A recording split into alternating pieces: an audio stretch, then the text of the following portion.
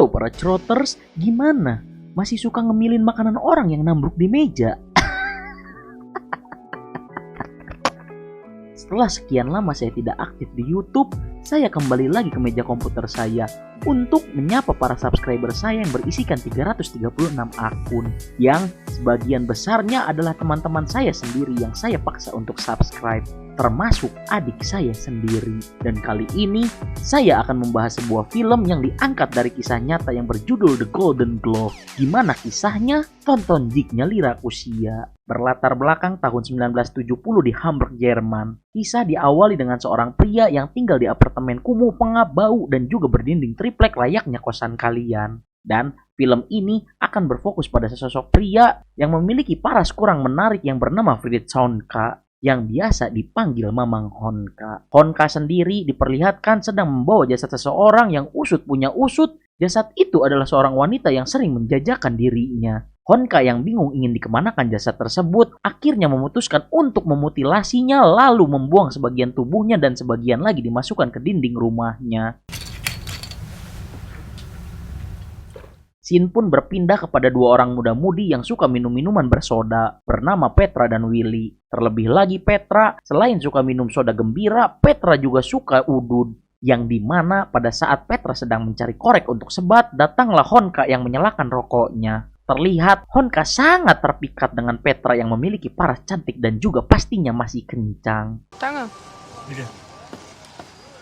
Scene pun kemudian berganti pada sebuah bar Hans Glob atau dalam bahasa Jerman Hanszug, tempat biasa nongkrong Honka. Karena selain dekat dengan rumahnya, bar ini juga tempat prostitusi yang terjangkau. Karena tempat yang strategis dan banyak wanita yang menjajakan dirinya, bar ini selalu ramai pengunjung. Namun sebagian dari wanita yang menjajakan dirinya adalah wanita lanjut usia atau bisa dibilang sudah tidak layak pakai.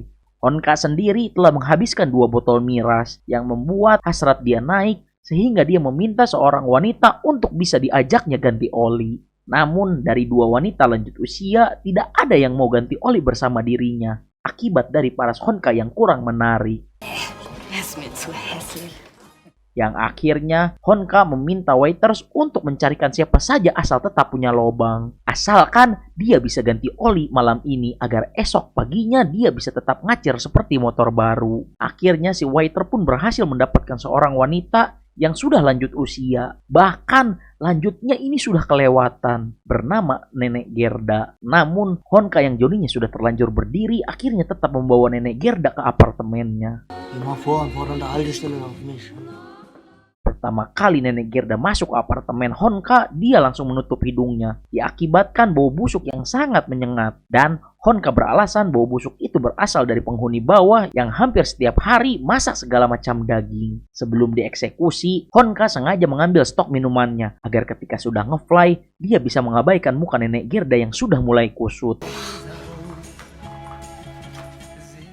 Singkat cerita, pagi pun menjelang. Honka yang ingin berangkat kerja akhirnya membangunkan Nenek Gerda untuk segera pergi apabila sudah berkemas. Honka sendiri bekerja sebagai tukang bersih-bersih di sebuah pabrik kelas. Namun di saat bersamaan, Gerda bukannya pulang malah berinisiatif membersihkan apartemen Honka.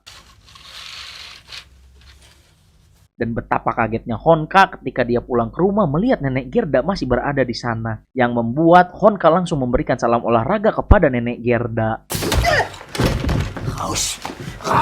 Namun tanpa disangka-sangka, Honka kembali menyuruh Nenek Gerda masuk ketika melihat apartemennya yang bersih dan wangi. Sekaligus membiarkan Nenek Gerda mengambil kembali gigi palsunya yang lepas akibat salam olahraga dari Honka. Di saat itulah sembari membetulkan gigi Nenek Gerda yang lepas, Honka mendengarkan curhatan dari Nenek Gerda yang pada nyatanya tidak memiliki tempat tinggal alias homeless. Di mana Nenek Gerda bersedia membersihkan rumah dan menjadi pelayan Honka asalkan dia bisa ikut tinggal bersama Honka. Awalnya Honka menolak, namun lantaran Nenek Gerda menceritakan bahwa Nenek Gerda memiliki seorang putri, akhirnya Honka mengizinkan Nenek Gerda tinggal bersamanya dengan harapan anak dari Nenek Gerda secantik Petra. Namun dengan satu syarat bahwa Nenek Gerda bersedia putrinya dijadikan istri Honka. Singkat cerita, setelah beberapa hari tinggal bersama Honka dan tidak diperlakukan sebagaimana harusnya kita memperlakukan nenek-nenek, Gerda pun diajak ke bar oleh Honka. dengan tujuan menanyakan kapan dia bisa bertemu dengan putri nenek Gerda. Namun dengan santai dan tidak merasa bersalah, nenek Gerda mengatakan bahwa dia tidak tahu di mana putrinya berada. Honka yang kesal dengan jawaban dari Gerda tanpa sadar memecahkan gelas yang dia pegang. Sehingga sang manajer bar menyuruh Honka untuk membersihkan darahnya di toilet. Dan pada saat itulah ada seorang petugas yang mengajak nenek Gerda untuk ikut bersamanya. Dengan jaminan bahwa nenek Gerda akan mendapatkan tempat tinggal yang layak dan juga akan diperlakukan layaknya nenek-nenek. Pada saat Honka kembali, dia tidak melihat sosok nenek pujaannya. Dan itu membuat Honka kesal karena tidak ada lagi yang bisa mengganti olinya. Honka pun membeli sebotol miras dan berhubung nenek Gerda sudah tidak ada, Honka mencoba melobi 3 nenek sekaligus untuk menemaninya ganti oli. Namun sayangnya, satu dari ketiga wanita tersebut harus gugur di tengah jalan akibat terlalu banyak minum minuman haram, di mana Honka dan 2 nenek itu terpaksa meninggalkannya karena dimarahin warga. Setelah sampai ke apartemen, seperti nenek Gerda, kedua nenek itu pun mencium bau busuk. Dan seperti biasa, Honka menjadikan tetangganya yang dibawa kambing hitam. Dengan kedua nenek yang bersamanya, timbullah fetis nyeleneh dari Honka, yang dimana Honka meminta kedua nenek itu saling menjilat. Kedua nenek yang sudah uzur ini pun jelas menolak permintaan nyeleneh Honka. Mendapat penolakan dari sang nenek, Honka pun akhirnya naik pitam. Yang pada akhirnya salah satu dari nenek itu pun setuju dengan syarat dia ingin ke kamar mandi terlebih dahulu. Namun setelah sekian lama menunggu, sang nenek pun tak kunjung datang. Yang usut punya usut, sang nenek lebih memilih kabur meninggalkan temannya ketimbang harus melamot kue apem yang sudah expire. Honka yang sudah kehilangan akal sehatnya karena mabuk, akhirnya melakukan tindakan yang di luar dugaan. Ya, sang nenek akhirnya maut akibat Honka yang mendagor-dagorkan kepala sang nenek ke meja. Honka yang tidak memiliki pilihan akhirnya kembali lagi dan lagi memutilasi sang nenek dan menaruh mayatnya di belakang dinding tripleknya. Singkat cerita, setelah beberapa minggu dari kejadian tersebut, Honka yang ingin berangkat kerja sambil menyalakan udutnya dan tiba-tiba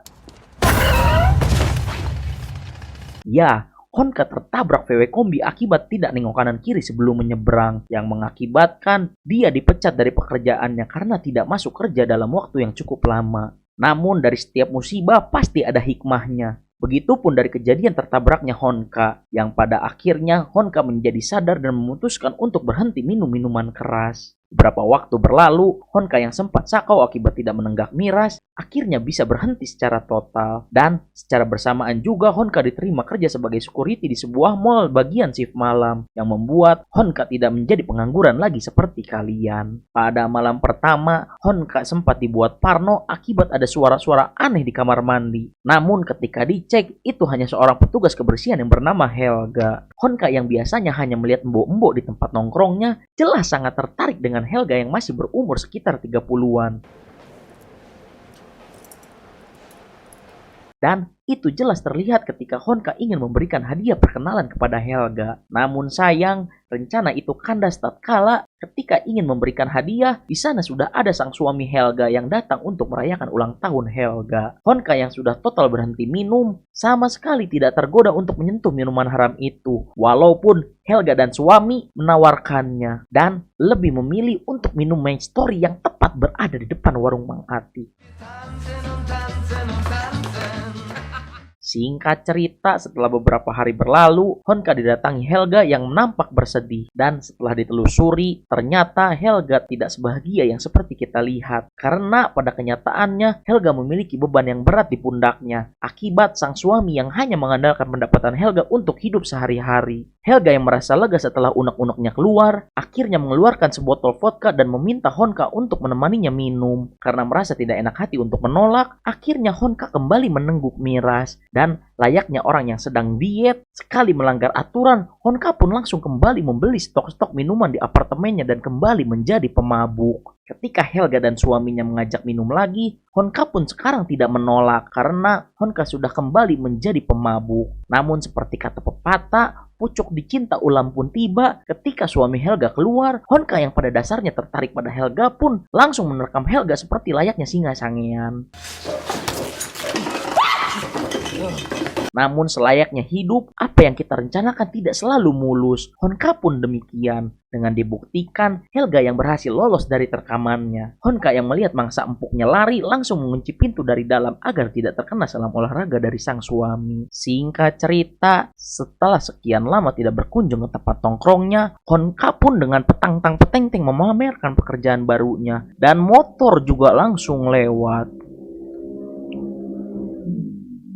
Honka pun dengan petantang petenteng memamerkan pekerjaan barunya dan juga langsung mentraktir seluruh pengunjung di sana. Saat itulah ada barang baru tapi sudah usang datang untuk menggoda Honka, yang pada akhirnya Honka bisa kembali mengganti olinya yang sudah hitam. Namun karena sudah sekian lama tidak diganti oli, akhirnya Johnny Honka yang sudah kurang terlatih itu tidak bisa berdiri dengan tegak. Yang membuat si wanita itu pun tertawa meledek, dan tentu saja itu membuat Honka merasa jengkel. Namun berbeda dengan korban-korban lainnya, si wanita itu mengoleskan krim gliga ke Johnny Honka yang membuat rasa panas yang tidak tertahankan. Dan pada saat itulah si wanita menendang Johnny Honka. Honka yang marah akhirnya mencekik sang wanita dan diakhiri dengan digepreknya kepala sang wanita dengan botol vodka.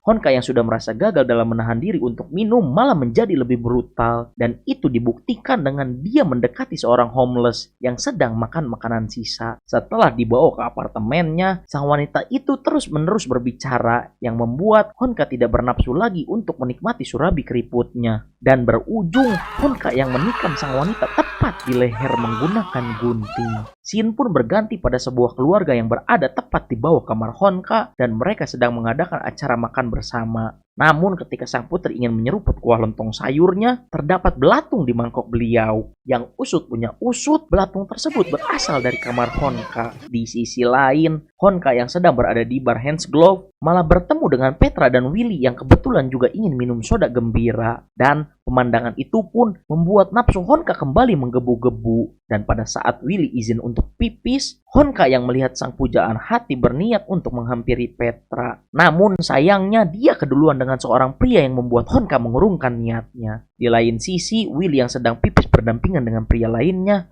mencoba ramah dengan menegur sapa. Namun dikarenakan sudah mabuk, pria itu malah mengencingi Willy tepat mengenai celana dan jaket jeansnya. Petra yang sudah kesal menunggu Willy tak kunjung datang, akhirnya berinisiatif untuk menghampiri Willy. Namun dikarenakan Willy yang malu jikalau harus bertemu Petra dengan kondisi bau pesing, akhirnya Willy menyuruh Petra untuk pulang duluan. Melihat mangsa mudanya pulang sendirian, Honka pun mengikuti Petra dengan tujuan merasakan surabi yang masih fresh tentunya. Namun sayang, aksi dari Honka terhentikan ketika melihat apartemennya sedang terbakar. Die Griechen haben vergessen, den Herd auszumachen. Setelah api padam, Honka yang panik langsung menjauh dari TKP. Namun untungnya petugas di sana bergerak cepat untuk menahan Honka dengan penemuan keempat mayat yang termutilasi. Di akhir cerita, kita akan diperlihatkan wajah asli dari Fritz Honka, para korban tempat bar biasa Honka nongkrong, barang-barang yang digunakan oleh Honka untuk menghabisi para korbannya, beserta para foto-foto korban. Dan akhirnya film pun tamat. Dari kisah hidup Honka, tentu saja kita bisa belajar bahwasanya seperti apa yang dikatakan Bang Haji Rhoma Irama dalam lagu Mirasantika, bahwa miras bisa merusakkan jiwa, dan itu terbukti dalam film yang diambil dari kisah nyata ini. Kalau kita teliti lebih mendalam dan mengamati video YouTube saya berulang-ulang, ketika saat Honka membunuh selalu dalam keadaan mabuk, maka dari itu jangan sekali-kali menyentuh Mirasantika. Udah itu aja.